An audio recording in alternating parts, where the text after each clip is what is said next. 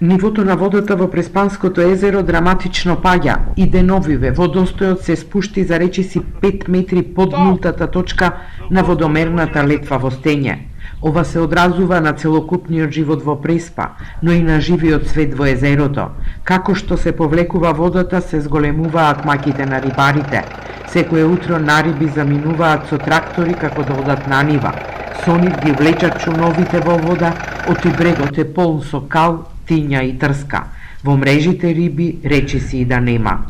И многу трева вадиме, многу школка, многу тина, нема доволно вода. А риба има?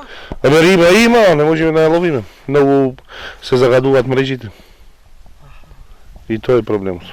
Некој пат кој е добро, вадиме по нешто, полтјето не. Нема врнато многу доволно снег, нема врнато доволно дожд, можеби и затоа нема и вода во езерото. Ова го вклучи алармот. Парисенската локална самоуправа побара помоши од државата.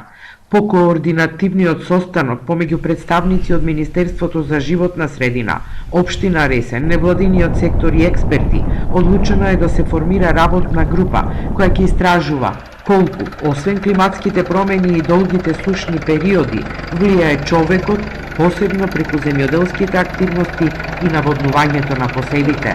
Затоа ќе се активира и прекугранична соработка со Албанија и Грција. Имаме огромен број, на вистина и тоа е доста голем број на видови и живеалишта кај што Европската заедница е интересирана за заштита на истите и заради тоа со намалувањето на висината на водите во Преспанското езеро може негативно да влие на истите.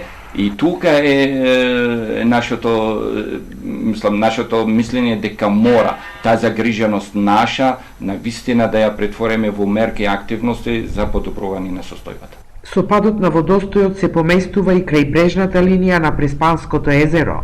Доколку продолжи сушата, состојбата може да биде уште подраматична, па оправдана е загриженоста и во туристичкиот сектор.